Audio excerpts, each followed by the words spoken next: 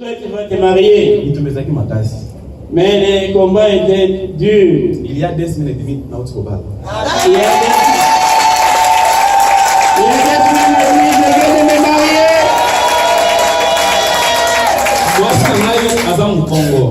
Ma femme est au Congo. Comment on a fait ça?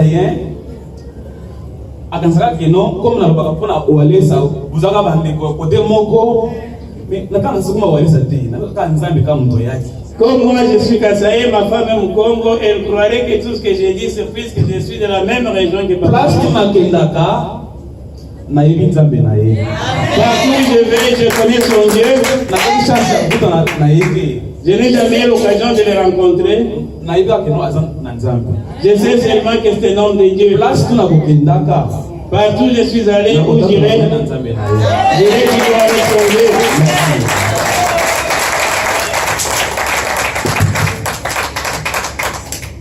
En tout cas, là, vous n'avez pas applaudi pour notre Dieu.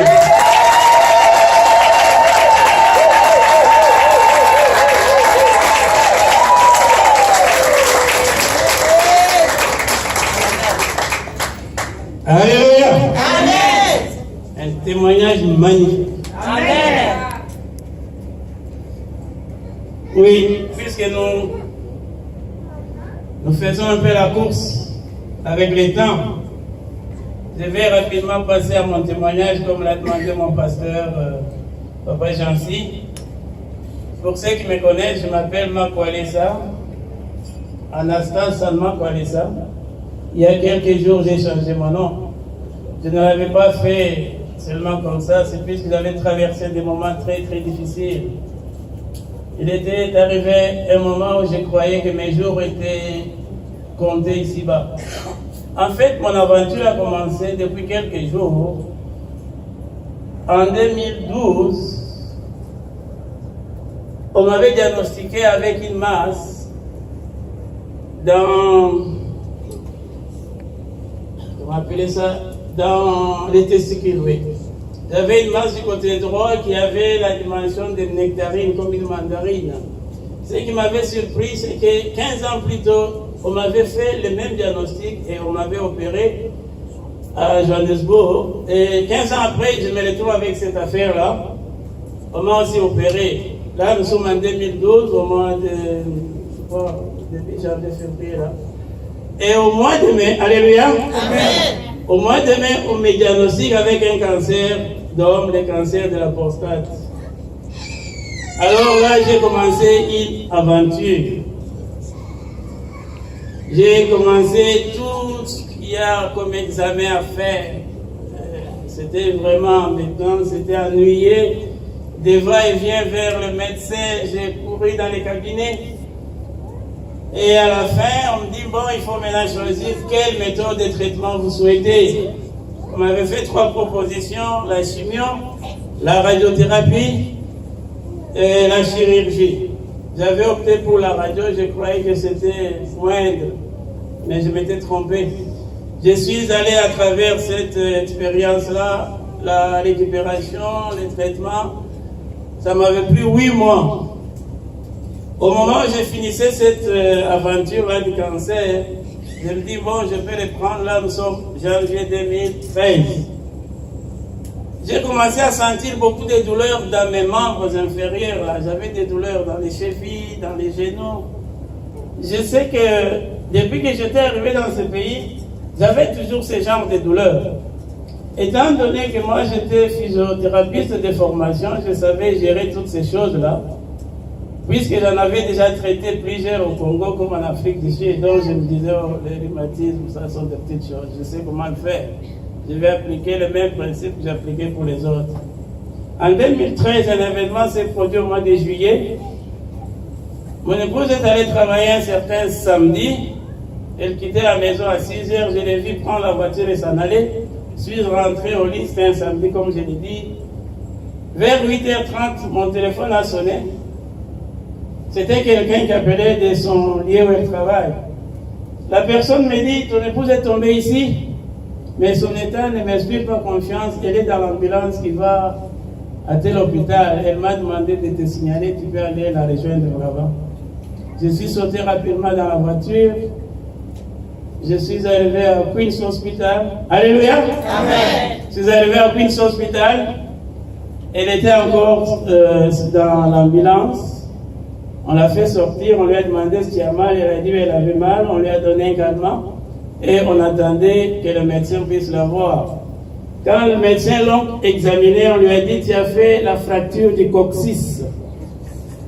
Pour ceux qui connaissent l'anatomie, là où vous êtes assis sur votre coccyx. Là où vous êtes assis, il n'y a pas de fini. Donc, quand le coccyx est fracturé, il n'y a pas de traitement à faire. Vous n'aurez que des douleurs et douleurs et douleurs. Il faut chercher des coussins à travers lesquels il y a un trou pour que quand tu t'assois, qu'il n'y ait pas de pression sur le coccyx. Ce que j'ai fait, et à ce moment-là, j'ai résolu de ne pas travailler. C'était pendant l'été. Je me suis dit, je vais prendre soin d'elle, puis j'ai vu qu'elle souffrait beaucoup. Amen. Amen. Alors, à ce moment-là, moi qui devais prendre soin d'elle, je me suis rendu compte que ça fait difficile à monter les escaliers. Ici, nos chambres à coucher sont au premier niveau. Il y a les sous-sols. Donc, monter et descendre, c'était devenu un calvaire pour moi. Je me penchais, j'essayais de faire de mon mieux. J'avais des médicaments que je prenais, des anti-inflammatoires. Je suis allé voir mon médecin de famille qui m'a recommandé chez un rhumatologue. Je suis allé là-bas, il m'a dit: oh, lui, il a donné 100 mg. Non, tu dois prendre 200-300 mg par jour. Je suis dit: ok, il n'y a pas de problème. J'ai commencé à prendre ces médicaments. 3 mois après, il me dit: non, je prends ma retraite, je vais te recommander chez un collègue, rhumatologue aussi. J'ai attendu ces recommandations, ça ne venait pas. Je me suis renseigné chez mon médecin de famille, puisque mon état s'est compliqué davantage. Les douleurs qui étaient au niveau des pieds, au niveau de l'orteil, étaient déjà au niveau des chevilles, au niveau de la hanche, au niveau des genoux. Ce n'était pas seulement une douleur articulaire, elle était aussi devenue musculaire. J'ai dit: oh là, c'est sérieux. Alors, comme à Ottawa, il n'y a que 6 rhumatologues, mon médecin de famille m'a recommandé chez un autre, une dame. J'ai attendu à peu près 8 mois pour y aller. Mais entre-temps, c'était les calvaires. Je ne pouvais pas monter les marches facilement. Je devais aller travailler. Dans ma profession, j'ai un diplôme d'éducation. Je suis spécialisé en éducation physique. Donc, mon grand travail, c'est être sur le terrain des gymnastiques avec les élèves. Mais comment je me tiendrai debout sur mes genoux pour leur montrer les exercices à faire, pour arbitrer leurs matchs ou pour jouer avec eux? Je devais consommer les anti-inflammatoires chaque 3 heures. Amen. Alors la situation c'était compliquée. Les douleurs qui étaient au niveau de la hanche commençaient à monter. Alors il est arrivé une fois que je n'étais plus en mesure même de tenir une tasse de café dans mes mains.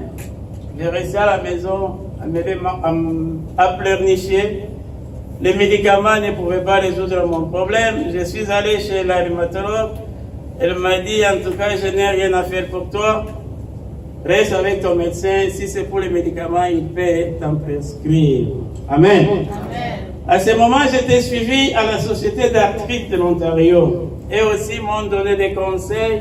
Il y avait des classes où on allait avec d'autres gens qui avaient des problèmes similaires. Amen.